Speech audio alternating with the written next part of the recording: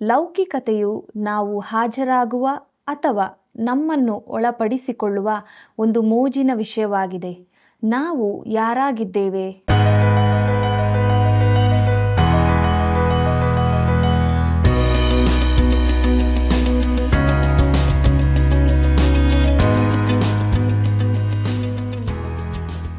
ಆತ್ಮೀಯ ಸಹೋದರ ಸಹೋದರಿಯರೇ, ನಿಮ್ಮೆಲ್ಲರಿಗೂ ಪ್ರೀತಿಯ ವಂದನೆಗಳು.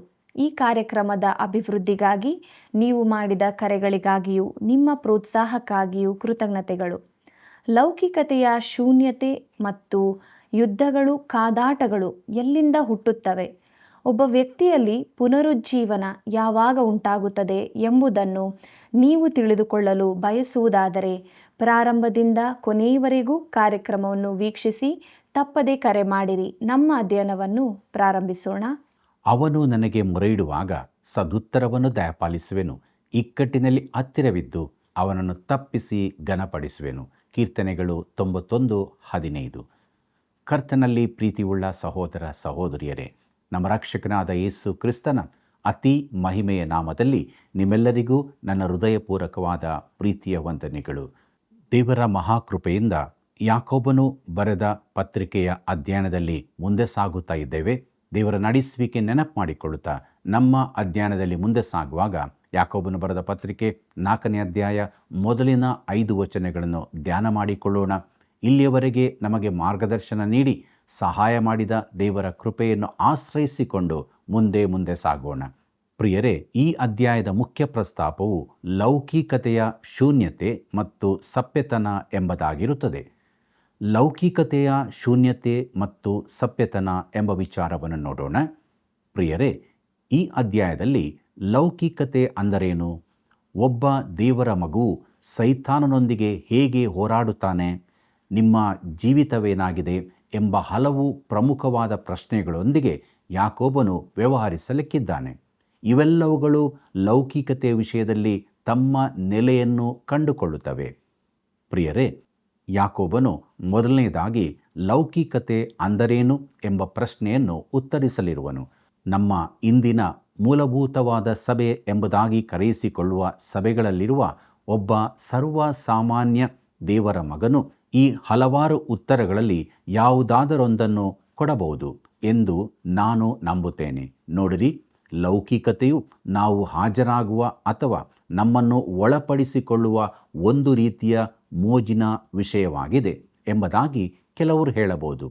ಅಂದರೆ ನಾವು ಎಂಥ ಚಲನಚಿತ್ರಗಳನ್ನು ವೀಕ್ಷಿಸುತ್ತೇವೆ, ನಾವು ಕುಣಿದಾಡುತ್ತೇವೋ, ನಾವು ಮದ್ಯಪಾನ ಸೇವಿಸುತ್ತೇವೋ ಎಂಬುವುಗಳನ್ನು ಲೌಕಿಕತೆ ಎಂಬುದಾಗಿ ಕರೆಯುತ್ತಾರೆ. ಆದರೆ ಯಾಕೋಬನು ಇದನ್ನು ಒಪ್ಪಿಕೊಳ್ಳುವುದಿಲ್ಲ ಎಂಬುದಾಗಿ ನಾನು ನಿಮಗೆ ಹೇಳಲು ಬಯಸುತ್ತೇನೆ. ಪ್ರಿಯರೇ, ಇನ್ನೂ ಕೆಲವರು ಹೇಳುವುದೇನೆಂದರೆ, ನಾವು ಸೇರಿಕೊಳ್ಳುವ ಜನರ ಗುಂಪು ನಮ್ಮನ್ನು ಲೌಕಿಕರನ್ನಾಗಿ ಮಾಡುತ್ತದೆ ಎಂಬುದಾಗಿ.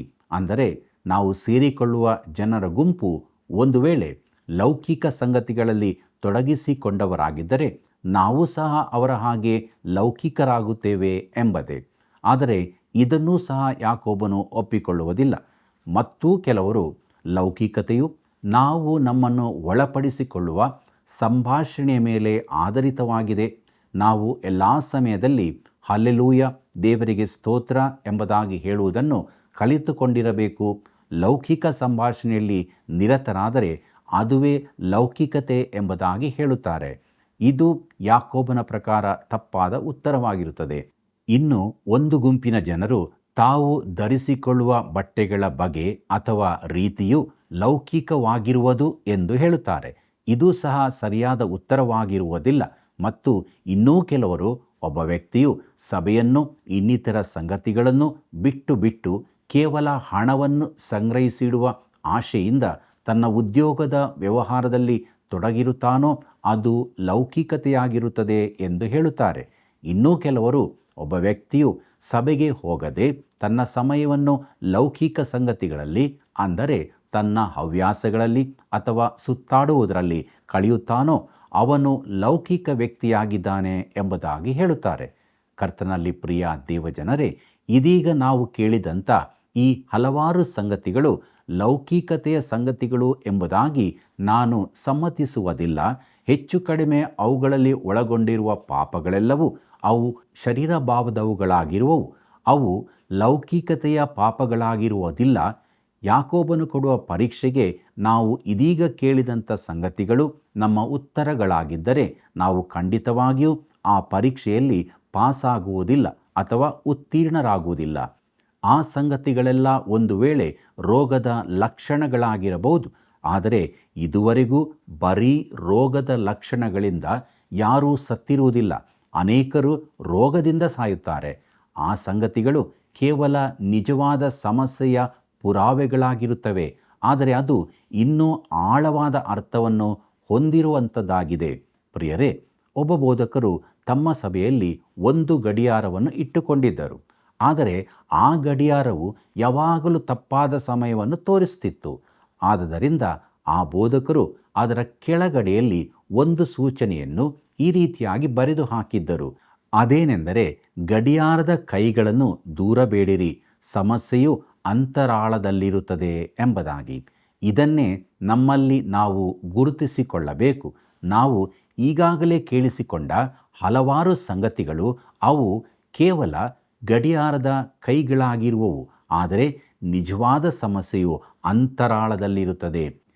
ವಿಲಿಯಂ ಥ್ಯಾಕರೆ ಎಂಬ ಒಬ್ಬ ಬರಹಗಾರರು ವ್ಯಾನಿಟಿ ಫೇರ್ ಎಂಬ ತಮ್ಮ ಕವನದಲ್ಲಿ ಇದೇ ವಿಷಯವನ್ನು ವ್ಯವಹರಿಸಿರುತ್ತಾರೆ.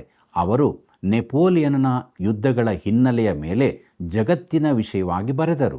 ಅದರಲ್ಲಿ ಬಲಹೀನತೆ, ಚಿಕ್ಕತನ, ನ್ಯೂನ್ಯತೆ, ಹೊಟ್ಟೆಕಿಚ್ಚು, ಅಸೂಯೆ, ವೈಮನಸ್ಸು, ಕ್ಷುಲ್ಲಕ ಭಾವನೆ ಮತ್ತು ಕಲಹದಿಂದ ತುಂಬಿಕೊಂಡಿರುವ ಪಾತ್ರಗಳನ್ನೇ ಪ್ರಸ್ತಾಪಿಸಿರುತ್ತಾರೆ. ಯಾಕೆ ನಿಮ್ಮ ಕವನದಲ್ಲಿ ನಾಯಕರು ಅಥವಾ ಸಾಹಸಿಗಳು ಇಲ್ಲವೇ ಎಂಬುದಾಗಿ ಯಾರೋ ಒಬ್ಬರು ಅವರ ಬಳಿಯಲ್ಲಿ ಕೇಳಿದಾಗ, ಮಾನವ ಕುಲದಲ್ಲಿ ಸಾಹಸಿಗಳಾಗಲಿ ನಾಯಕರಾಗಲಿ ಯಾರೂ ಇರುವುದಿಲ್ಲ.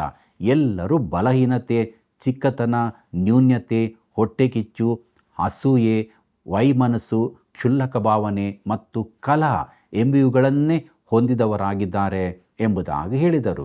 ಪ್ರಿಯರೇ, ತಮ್ಮ ಕವನದ ಮುಕ್ತಾಯಕ್ಕೆ ಬಂದಾಗ ಅದನ್ನು ಬಹು ಸುಂದರವಾಗಿ ಅಂತ್ಯಗೊಳಿಸಿರುತ್ತಾರೆ.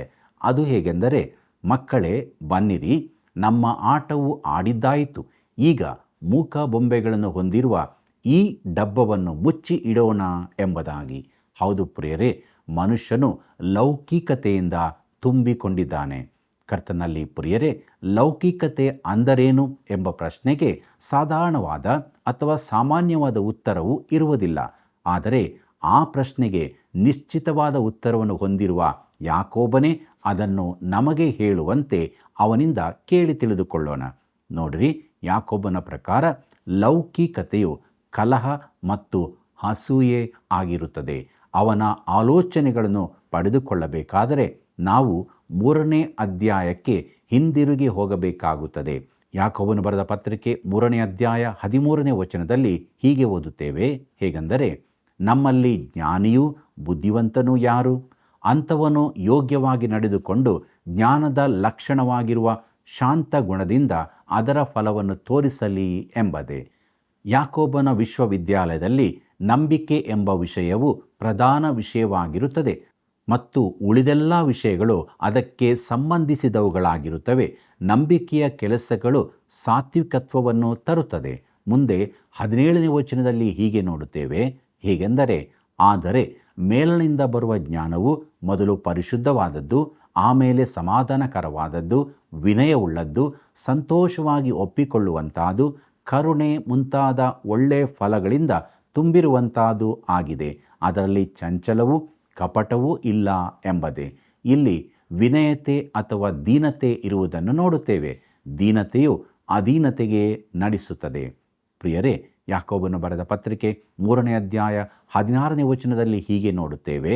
ಮತ್ಸರವು, ಪಕ್ಷಭೇದವು ಇರುವ ಕಡೆ ಗಲಿಬಿಲಿಯು, ಸಕಲ ವಿಧ ನೀಚ ಕೃತ್ಯಗಳು ಇರುವವು ಎಂಬುದೇ. ಪ್ರಿಯರೇ, ಇದುವೇ ಲೌಕಿಕತೆಯಾಗಿರುತ್ತದೆ. ಇಂದು ಸಭೆಯಲ್ಲಿನ ಲೌಕಿಕತೆಯು ದೇವರು ಅಸಹ್ಯಪಡುವ ಆರಾಧನೆಯ ಗುಂಪುಗಳನ್ನು, ಪಂಗಡಗಳನ್ನು, ವಿಭಾಗಗಳನ್ನು, ಒಳ ಸಂಚುಕೂಟಗಳನ್ನು ಉತ್ಪಾದಿಸಿದೆ.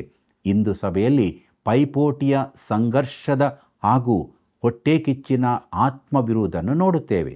ಯಾಕೋಬನು ಈ ಹಿಂದಿನ ವಚನದಲ್ಲಿ, ಅಂದರೆ 15ನೇ ವಚನದಲ್ಲಿ, ಅದು ಭೂಸಂಬಂಧವಾದದ್ದು, ಅಂದರೆ ಈ ಲೋಕಕ್ಕೆ ಸಂಬಂಧಿಸಿರುವಂಥದ್ದು, ಪ್ರಾಕೃತ ಭಾವವಾದದ್ದು, ಅಂದರೆ ಮನೋವೈಜ್ಞಾನಿಕವಾದದ್ದು, ದೆವ್ವಗಳಿಗೆ ಸಂಬಂಧಪಟ್ಟದ್ದು, ಇದು ಬಹು ಭಯಂಕರವಾದದ್ದು ಎಂಬುದಾಗಿ ಕರೆದಿರುತ್ತಾನೆ. ಈ ಲೋಕದಲ್ಲಿ ಅಸೂಯೆ ಮತ್ತು ಕಲಹ ಯಾವುದನ್ನು ಉತ್ಪಾದಿಸಿರುತ್ತವೆ? ಅವು ಗಲಿಬಿಲಿಯನ್ನು, ಸಕಲ ವಿಧ ನೀಚ ಕೃತ್ಯಗಳನ್ನು ಉತ್ಪಾದಿಸಿವೆ. ಈ ಹಿನ್ನೆಲೆಯಿಂದ ಯಾಕೋಬನು 4ನೇ ಅಧ್ಯಾಯದಲ್ಲಿ ಏನು ಹೇಳುತ್ತಿರುವನು ಎಂಬುದನ್ನು ನಾವು ಗ್ರಹಿಸಬಹುದು. ಯಾಕೋಬನು ಬರೆದ ಪತ್ರಿಕೆ 4ನೇ ಅಧ್ಯಾಯ 1ನೇ ವಚನವನ್ನು ನನ್ನೊಂದಿಗೆ ಗಮನಿಸಿರಿ. ನಿಮ್ಮಲ್ಲಿ ಯುದ್ಧಗಳು, ಕಾದಾಟಗಳು ಎಲ್ಲಿಂದ ಹುಟ್ಟುತ್ತವೆ? ನಿಮ್ಮ ಇಂದ್ರಿಯಗಳಲ್ಲಿ ಹೋರಾಡುವ ಭೋಗಾಶೆಗಳಿಂದಲೇ ಅಲ್ಲವೇ ಎಂಬುದಾಗಿ. ಕರ್ತನಲ್ಲಿ ಪ್ರೀತಿಯ ದೇವಜನರೇ, ಈ ವಾಕ್ಯ ಭಾಗದಲ್ಲಿ ನಾವು ನೋಡುವ ಯುದ್ಧಗಳು ಅವು ರಾಷ್ಟ್ರಗಳ ನಡುವೆ ಆಗುವ ಯುದ್ಧಗಳಾಗಿವೆ. ಮತ್ತು ಕಾದಾಟಗಳು ಎಂಬುದಾಗಿ ನೋಡುವಾಗ ಅವು ಸಭೆಯಲ್ಲಿ ಸಂಭವಿಸುವ ಚಿಕ್ಕ ಪುಟ್ಟ ಅನಿಯಮಿತ ಕದನಗಳು ಅಥವಾ ಜಟಾಪಟಿಗಳಾಗಿರುತ್ತವೆ. ಅದನ್ನು ನಾವು ಚೆನ್ನಾಗಿ ತಿಳಿದಿದ್ದೇವೆ ಅಲ್ಲವೇ? ಮುಂದೆ ಈ ವಾಕ್ಯ ಭಾಗದಲ್ಲಿ ನಿಮ್ಮ ಇಂದ್ರಿಯಗಳಲ್ಲಿ ಹೋರಾಡುವ ಭೋಗಾಶೆಗಳಿಂದಲೇ ಅಲ್ಲವೇ ಎಂಬುದಾಗಿ ನೋಡುತ್ತೇವೆ. ಅಂದರೆ ನಾವು ನಮ್ಮ ಸ್ವಂತ ದಾರಿಯನ್ನು ಹಿಡಿದವರಾಗಿ ನಮ್ಮದೇ ಆದ ರೀತಿಯಲ್ಲಿ ಎಲ್ಲವನ್ನು ನೆರವೇರಿಸಲು ಬಯಸಿದೆವು. ನಿಮ್ಮ ಇಂದ್ರಿಯಗಳಲ್ಲಿ ಹೋರಾಡುವ ಭೋಗಾಶೆಗಳು ಎಂಬುದಾಗಿ ಹೇಳುವಾಗ ಅದು ನಮ್ಮ ಇಂದ್ರಿಯಗಳ ಸುಖವನ್ನು ತಣಿಸಲು ಹೊಂದಿರುವ ಆಸಕ್ತಿ ಆಗಿರುತ್ತದೆ. ಪ್ರಿಯರೇ, ನಮ್ಮ ಶರೀರದ ಅಂಗಾಂಗಗಳು ತಮ್ಮ ತೃಪ್ತಿಗಾಗಿ ತಮ್ಮೊಳಗೆ ಅನುಭವಿಸುವ ಘರ್ಷಣೆ ಮತ್ತು ಸೊಕ್ಕಿನ ಹಕ್ಕು ಕೇಳಿಕೆಗಳಿಂದ ಕಲಹ ಮತ್ತು ಗಲಭೆಗಳು ಉಂಟಾಗುತ್ತವೆ.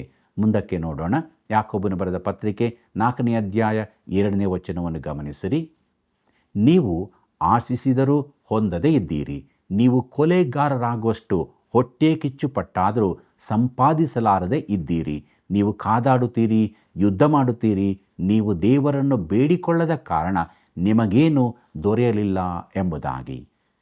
ಕರ್ತನಲ್ಲಿ ಪ್ರೀತಿಯ ದೇವಜನರೇ, ಸ್ವಾರ್ಥ ಆಶೆಗಳು ಯುದ್ಧಕ್ಕೆ ನಡೆಸುತ್ತವೆ ಎಂಬುದಾಗಿ ಯಾಕೋಬನು ಈ ವಾಕ್ಯ ಭಾಗದಲ್ಲಿ ಬಹು ಸ್ಪಷ್ಟಪಡಿಸುತ್ತಿರುವನು.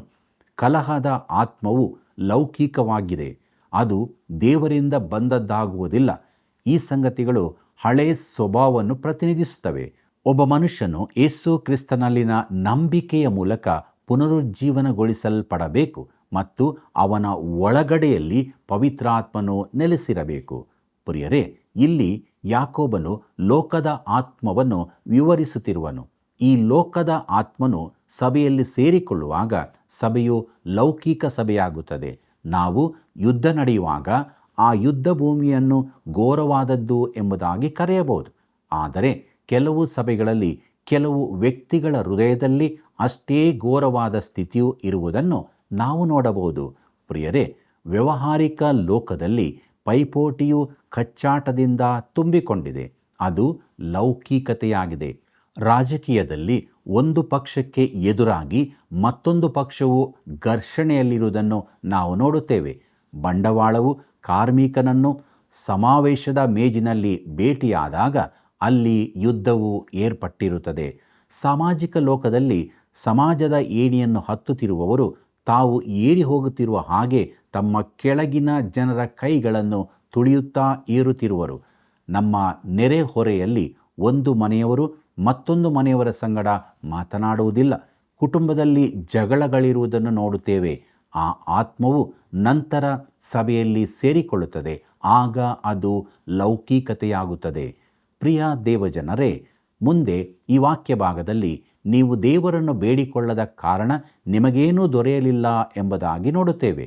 ನೋಡಿರಿ, ನಾವು ನಮ್ಮ ಆಶೆಗಳನ್ನು ಪ್ರಾರ್ಥನೆಯ ಮೂಲಕ ದೇವರ ಬಳಿಗೆ ತೃಪ್ತಿಪಡಿಸುವುದಕ್ಕಾಗಿಯೋ ಅಥವಾ ತಿರಸ್ಕರಿಸಲ್ಪಡುವುದಕ್ಕಾಗಿಯೋ ಅಥವಾ ಶುದ್ಧೀಕರಿಸಲ್ಪಡುವುದಕ್ಕಾಗಿಯೋ ತೆಗೆದುಕೊಂಡು ಹೋಗಬೇಕು. ಅದರ ನಂತರ ಆತನಿಂದ ಉತ್ತರವನ್ನು ಹೊಂದುವುದು ಅವಶ್ಯವಾಗಿರುತ್ತದೆ. ಲೌಕಿಕತೆಗೆ ಚಿಕಿತ್ಸೆ ಏನಾಗಿರುತ್ತದೆ? ಪ್ರಾರ್ಥನೆಯು ಲೌಕಿಕತೆಗೆ ಉತ್ತರವಾಗಿರುತ್ತದೆ. ಆದ್ದರಿಂದ ಅದು ದೇವರಲ್ಲಿನ ನಂಬಿಕೆಯಾಗಿರುತ್ತದೆ. ಅದನ್ನು ಅಪೊಸ್ತಲನಾದ ಯೋಹಾನನು ಹೀಗೆ ಪ್ರಸ್ತಾಪಿಸಿರುತ್ತಾನೆ. ಅದನ್ನು ಯೋಹಾನ ಬರೆದ ಮೊದಲನೇ ಪತ್ರಿಕೆ 5ನೇ ಅಧ್ಯಾಯ 4ನೇ ವಚನದಲ್ಲಿ ಹೀಗೆ ನೋಡುತ್ತೇವೆ. ಹೇಗೆಂದರೆ, ದೇವರಿಂದ ಹುಟ್ಟಿರುವಂಥದ್ದೆಲ್ಲವೂ ಲೋಕವನ್ನು ಜಯಿಸುತ್ತದೆ, ಲೋಕವನ್ನು ಜಯಿಸಿರುವಂಥದ್ದು ನಮ್ಮ ನಂಬಿಕೆಯೇ ಎಂಬುದು. ನಾವು ದೇವರನ್ನು ಪರಿಪೂರ್ಣವಾಗಿ ನಂಬಿ ಆತನ ಬಳಿಗೆ ಪ್ರಾರ್ಥನೆ ಮೂಲಕ ಹೋಗಿ ನಮ್ಮ ಹೃದಯದಲ್ಲಿರುವುದನ್ನು ಆತನಿಗೆ ಒಪ್ಪಿಸಬೇಕೆನ್ನುವುದೇ ಉತ್ತರವಾಗಿರುತ್ತದೆ. ಪ್ರಿಯರೇ, ನಮ್ಮ ಹೃದಯದಲ್ಲಿ ಕಲಹ ಮತ್ತು ಅಸೂಯೆ ಇರುತ್ತದೆ ಎಂಬುದನ್ನು ಕಂಡುಕೊಂಡಾಗ ನಾವು ಅದರ ಕುರಿತು ಆತನೊಂದಿಗೆ ಮಾತಾಡಬೇಕು. ನಮ್ಮಲ್ಲಿ ಅನೇಕರು ಆತನಿಂದ ಏನು ಸಿಕ್ಕುತ್ತದೆ ಎಂಬ ಭಾವನೆಯಿಂದ ನಾವು ಎಷ್ಟು ಒಳ್ಳೆಯವರು ಎಂಬುದನ್ನು ಹೇಳಲು ದೇವರ ಬಳಿಗೆ ಹೋಗುತ್ತೇವೆ. ಪ್ರಿಯರೇ, ನಮ್ಮ ಹೃದಯದಲ್ಲಿರುವ ಅಸೂಯೆಯನ್ನು ಮತ್ತು ಹೊಟ್ಟೆ ಕಿಚ್ಚನ್ನು ತೆಗೆದುಹಾಕಲು ನಮಗಿರುವ ಏಕೈಕ ಮಾರ್ಗವು ಅದು ಯೇಸು ಕ್ರಿಸ್ತನ ಬಳಿಗೆ ಹೋಗುವುದು ಆಗಿರುತ್ತದೆ. ನಾವು ಮನೋರೋಗ ವೈದ್ಯರ ಬಳಿಗೆ ಹೋಗಲಿಕ್ಕಾಗುವುದಿಲ್ಲ. ಅವರು ಸಮಸ್ಯೆಯನ್ನು ಕೇವಲ ಒಂದು ಕ್ಷೇತ್ರದಿಂದ ಇನ್ನೊಂದು ಕ್ಷೇತ್ರಕ್ಕೆ ಸಾಗಿಸ್ತಾರೆ. ನಾವು ಕೇವಲ ಯೇಸು ಕ್ರಿಸ್ತನ ಬಳಿಗೆ ಹೋಗಿ ಆತನಿಗೆ ಎಲ್ಲವನ್ನು ಹೇಳುವುದು ಬಹು ಅವಶ್ಯವಾಗಿದೆ. ಯಾಕೋಬನು ಬರೆದ ಪತ್ರಿಕೆ 4ನೇ ಅಧ್ಯಾಯ 3ನೇ ವಚನವನ್ನು ಗಮನಿಸಿರಿ. ನೀವು ಬೇಡಿದರೂ ಬೇಡಿದ್ದನ್ನು ನಿಮ್ಮ ಭೋಗಗಳಿಗಾಗಿ ಉಪಯೋಗಿಸಬೇಕೆಂಬ ದುರಾಭಿಪ್ರಾಯಪಟ್ಟು ಬೇಡಿಕೊಳ್ಳುವುದರಿಂದ ನಿಮಗೆ ದೊರೆಯುವುದಿಲ್ಲ ಎಂಬುದಾಗಿ. ಪ್ರಿಯ ದೇವಜನರೇ, ಈ ವಾಕ್ಯ ಭಾಗದ ಮೂಲಕ ನಾವು ತಿಳಿದುಕೊಳ್ಳುವುದೇನೆಂದರೆ, ನಾವು ದೇವರ ಬಳಿಯಲ್ಲಿ ಏನನ್ನಾದರೂ ಕೇಳಿಕೊಂಡರೂ ಅದನ್ನು ನಮ್ಮ ಸ್ವಾರ್ಥಕ್ಕಾಗಿ ಉಪಯೋಗಿಸಿಕೊಳ್ಳಬೇಕೆಂಬ ಉದ್ದೇಶದಿಂದ ಕೇಳುವವರಾಗಿದ್ದೇವೆ ಎಂಬುದೇ. ಮುಂದಕ್ಕೆ ನೋಡೋಣ. ಯಾಕೋಬನು ಬರೆದ ಪತ್ರಿಕೆ 4ನೇ ಅಧ್ಯಾಯ 4ನೇ ವಚನವನ್ನು, ವ್ಯಭಿಚಾರಿಗಳು ನೀವು, ಇಹಲೋಕ ಸ್ನೇಹವು ದೇವ ವೈರವೆಂದು ನಿಮಗೆ ತಿಳಿಯದೋ? ಲೋಕಕ್ಕೆ ಸ್ನೇಹಿತನಾಗಬೇಕೆಂದಿರುವವನು ತನ್ನನ್ನು ದೇವರಿಗೆ ವಿರೋಧಿಯನ್ನಾಗಿ ಮಾಡಿಕೊಳ್ಳುತ್ತಾನೆ ಎಂಬುದಾಗಿ. ಕರ್ತನಲ್ಲಿ ನನ್ನ ಪ್ರೀತಿಯ ದೇವಜನರೇ, ನಾವು ನಮ್ಮ ಗುರಿಗಳನ್ನು ಸಾಧಿಸಲು ಲೋಕದೊಂದಿಗೆ ರಾಜಿ ಮಾಡಿಕೊಳ್ಳಲು ಒಪ್ಪಿಕೊಳ್ಳುವುದರಿಂದ ಯಾಕೋಬನು ನಮ್ಮನ್ನು ವ್ಯಭಿಚಾರಿಗಳು ನೀವು ಎಂಬುದಾಗಿ ಕರೆಯುತ್ತಾನೆ. ನಮಗೆ ಬೇಕಾದುದನ್ನು ಒತ್ತಾಯದಿಂದ ತೆಗೆದುಕೊಳ್ಳುವುದು, ಇತರರ ವಿಷಯದಲ್ಲಿ ಅಸೂಯೆಯಿಂದಲೂ ಹೊಟ್ಟೆ ಕಿಚ್ಚಿನಿಂದಲೂ ಇದ್ದು ಕಲಹವನ್ನುಂಟು ಮಾಡುವುದು, ಇವು ಲೋಕದ ರೀತಿಯಾಗಿರುವವು. ಇದುವೇ ಲೌಕಿಕತೆಯಾಗಿರುತ್ತದೆ. ಮುಂದುವರೆದು ಈ ವಾಕ್ಯ ಭಾಗದಲ್ಲಿ, ಇಹಲೋಕ ಸ್ನೇಹವು ದೇವ ವೈರವೆಂದು ನಿಮಗೆ ತಿಳಿಯದೋ ಎಂಬುದಾಗಿ ನೋಡುತ್ತೇವೆ. ಪ್ರಿಯರೇ, ಇಂದು ಲೋಕದಲ್ಲಿ ನಮ್ಮ ಸುತ್ತಲೂ ಅನೇಕ ಸಂಘ ಸಂಸ್ಥೆಗಳಿರುವುದನ್ನು ನೋಡುತ್ತೇವೆ. ಆದರೆ ಒಬ್ಬ ದೇವರ ಮಗುವಿಗೆ ಲೌಕಿಕ ಸಂಸ್ಥೆಗಳೊಂದಿಗೆ ಯಾವ ಕೆಲಸವಿರುವುದಿಲ್ಲ. ಮುಂದಕ್ಕೆ ನೋಡೋಣ. ಯಾಕೋಬನು ಬರೆದ ಪತ್ರಿಕೆ 4ನೇ ಅಧ್ಯಾಯ 5ನೇ ವಚನವನ್ನು, ದೇವರು ನಮ್ಮಲ್ಲಿ ಇರಿಸಿರುವ ಪವಿತ್ರಾತ್ಮನು ಅಭಿಮಾನ ತಾಪದಿಂದ ನಮಗೋಸ್ಕರ ಹಂಬಲಿಸುತ್ತಾನೆ ಎಂಬ ಶಾಸ್ತ್ರೋಕ್ತಿ ಬರೀ ಮಾತೆಂದು ಭಾವಿಸುತ್ತೀರೋ ಎಂಬುದಾಗಿ. ಪ್ರಿಯರೇ, ನಮ್ಮ ಹೃದಯದಲ್ಲಿ ಅಸೂಯೆ ಮತ್ತು ಹೊಟ್ಟೆ ಕಿಚ್ಚು ಇರುವುದಿಲ್ಲ. ನಾವು ಉತ್ತಮವಾದ ಒಳ್ಳೆಯ ಜನರು ಎಂಬುದಾಗಿ ಹೇಳಿಕೊಳ್ಳುತ್ತಾ ನಮ್ಮನ್ನು ನಾವು ಮೋಸಪಡಿಸಿಕೊಳ್ಳುತ್ತಿರುವೆವೋ? ನೋಡಿರಿ, ಒಬ್ಬ ಗಂಡನು ತನ್ನ ಹೆಂಡತಿಯ ವಿಷಯದಲ್ಲಿ ಅಸೂಯೆ ಉಳ್ಳವನಾಗಿರುತ್ತಾನೆ. ಹಾಗೆಯೇ ದೇವರು ಸಹ ತನಗೆ ಸಲ್ಲಬೇಕಾದ ಗೌರವವನ್ನು ಇತರರಿಗೆ ಸಲ್ಲಗೊಳಿಸುವುದಿಲ್ಲ. ಅಸೂಯೆಯು ತಪ್ಪಾದ ರೀತಿಯಲ್ಲಿ ಕಂಡುಬಂದಾಗ ಅಥವಾ ತಪ್ಪಾದ ರೀತಿಯಲ್ಲಿ ಉಪಯೋಗಿಸಿದಾಗ ಅದು ಕಲಹವನ್ನುಂಟು ಮಾಡುತ್ತದೆ. ನಮ್ಮ ನಾಲಿಗೆಗಳಿಂದ ಉಂಟಾಗುವ ಕಲಹಗಳ ಬಗ್ಗೆ ನಾವು ಏನು ಹೇಳಬಹುದು? ನಾವು ಕರ್ತನಾದ ಯೇಸು ಕ್ರಿಸ್ತನ ಬಳಿಗೆ ಹೋಗಿ ನಮ್ಮ ಸಮಸ್ಯೆಯ ಬಗ್ಗೆ ಎಲ್ಲವನ್ನು ಹೇಳಿಕೊಳ್ಳುವುದೊಂದೇ ನಮ್ಮ ಸಮಸ್ಯೆಗೆ ಪರಿಹಾರವಾಗಿರುವುದು ಎಂಬುದಾಗಿ ಯಾಕೋಬನು ಹೇಳುತ್ತಿರುವನು. ಕರ್ತನಲ್ಲಿ ಪ್ರೀತಿಯುಳ್ಳ ಸಹೋದರ ಸಹೋದರಿಯರೇ, ನಾವು ಎಲ್ಲಿಗೆ ಹೋಗುತ್ತಾ ಇದ್ದೇವೆ? ನಮ್ಮ ಕಷ್ಟಗಳು, ನಮ್ಮ ಸಮಸ್ಯೆಗಳು, ನಮ್ಮ ಕಣ್ಣೀರುಗಳು, ನಮ್ಮ ವೇದನೆಗಳು, ಇವುಗಳಿಗೆಲ್ಲ ಉತ್ತರವು ಯೇಸು ಕ್ರಿಸ್ತನಲ್ಲಿ ಇದೆ. ದೇವರ ವಾಕ್ಯದ ಮೂಲಕ ನಾವು ಅದನ್ನು ಕಂಡುಕೊಳ್ಳುತ್ತೇವೆ. ಆದ್ದರಿಂದ ನಾವು ದೇವರ ಬಳಿಗೆ ಬರೋಣ, ನಮ್ಮ ಎಲ್ಲ ವಿಚಾರಗಳನ್ನು ಹೇಳಿಕೊಳ್ಳೋಣ, ಸದುತ್ತರ ಹೊಂದಿಕೊಂಡು ಪ್ರೀತಿಯಲ್ಲಿ ಮುಂದೆ ಸಾಗೋಣ. ಪ್ರಾರ್ಥನೆ ಮಾಡೋಣ. ನಮ್ಮನ್ನು ಬಹಳವಾಗಿ ಪ್ರೀತಿ ಮಾಡುವಂಥ ನಮ್ಮ ರಕ್ಷಕನಾದ ಯೇಸು ಸ್ವಾಮಿಯಲ್ಲಿ ತಂದೆಯಾದ ದೇವರೇ, ನಿನ್ನ ವಾಕ್ಯಗಳನ್ನು ಧ್ಯಾನ ಮಾಡುವಂತೆ ಸಹಾಯ ಮಾಡಿದ್ದಕ್ಕಾಗಿ ಸ್ತೋತ್ರ. ನಮ್ಮ ಹೃದಯವನ್ನು ನೀನು ಬಲ್ಲಿ, ನಮ್ಮ ಒಳಗಿನ ಸ್ಥಿತಿಗತಿಗಳು ನಿನಗೆ ಚೆನ್ನಾಗಿ ಗೊತ್ತದೆ. ನಮ್ಮಲ್ಲಿ ನೀನು ಮೆಚ್ಚದೇ ಇರುವಂಥ ಸ್ವಭಾವಗಳು ಇನ್ನೂ ಇರುವುದಾದರೆ ದೇವರ ಅವುಗಳಿಂದ ಪರಿಪೂರ್ಣವಾದ ಬಿಡುಗಡೆಯನ್ನು ನಮಗೆ ಅನುಗ್ರಹಿಸಿಕೊಡು. ನಿನ್ನಲ್ಲಿ ಎಲ್ಲ ವಿಚಾರಕ್ಕೂ ಉತ್ತರಗಳು ಇದೆ ಸ್ವಾಮಿ. ಆದ್ದರಿಂದ ಪ್ರತಿಯೊಂದನ್ನು ನಿನ್ನ ಬಳಿಗೆ ತಂದಿದ್ದೇವೆ. ನಮ್ಮನ್ನು ಅವುಗಳಿಂದ ಬಿಡಿಸಿ ಸದುತ್ತರವನ್ನು ಕೊಟ್ಟು ನಿನ್ನ ಸಂತೋಷದಲ್ಲಿ, ನಿನ್ನ ಸಮಾಧಾನದಲ್ಲಿ ಮುನ್ನಡೆಸು. ಹೀಗೆ ನಮ್ಮೆಲ್ಲರ ಜೀವಿತಗಳಲ್ಲಿ ನಿನಗೆ ಮಹಿಮೆಯಾಗಲಿ. ಯೇಸುವಿನ ನಾಮದಲ್ಲಿ ಬೇಡಿದ್ದೇವೆ ತಂದೆ, ಆಮೆನ್. ಪ್ರಿಯರೇ, ನಮ್ಮ ಇಂದ್ರಿಯಗಳಲ್ಲಿ ಉಂಟಾಗುವ ಭೋಗಾಶೆಗಳಿಂದ ನಮ್ಮಲ್ಲಿ ಕಾದಾಟಗಳು ಉಂಟಾಗುತ್ತದೆ. ಇದು ಮುಂದುವರೆದು ಸಭೆಗಳಲ್ಲಿ ಸೇರಿಕೊಳ್ಳುತ್ತದೆ. ಯಾರು ದೇವರ ವಿಷಯಗಳಲ್ಲಿ ಆಸಕ್ತಿ ತೋರಿಸದೆ ಲೌಕಿಕ ಸಂಗತಿಗಳಲ್ಲಿ ಸಮಯ ಕಳೆಯುತ್ತಾರೋ ಅವನೇ ಲೌಕಿಕ ವ್ಯಕ್ತಿಯಾಗಿದ್ದಾನೆ. ಒಬ್ಬ ವ್ಯಕ್ತಿಯು ದೇವರ ವಾಕ್ಯಕ್ಕೆ ವಿಧೇಯರಾದಾಗ ದೇವರಾತ್ಮನ ಸಹಾಯ ಹೊಂದಿಕೊಳ್ಳುತ್ತಾನೆ. ಆಗಲೇ ಅವನು ಪುನರುಜ್ಜೀವನಕ್ಕೆ ನಡೆಸಲ್ಪಡುತ್ತಾನೆ. ಆದುದರಿಂದ ನಾವೆಲ್ಲರೂ ತಿರುಗಿ ಹುಟ್ಟಿದ ಅನುಭವದಲ್ಲಿ ನಮ್ಮ ಜೀವಿತದಲ್ಲಿ ಮುನ್ನಡೆಯೋಣ. ಆತ್ಮೀಯ ವೀಕ್ಷಕರೇ, ಯಾಕೋಬನ ಪತ್ರಿಕೆಯ ಅಧ್ಯಯನದಲ್ಲಿ ನೀವು ಹೊಂದಿಕೊಂಡ ಆತ್ಮಿಕ ಆಶೀರ್ವಾದಗಳನ್ನು ನಮ್ಮೊಂದಿಗೆ ಹಂಚಿಕೊಳ್ಳಿರಿ.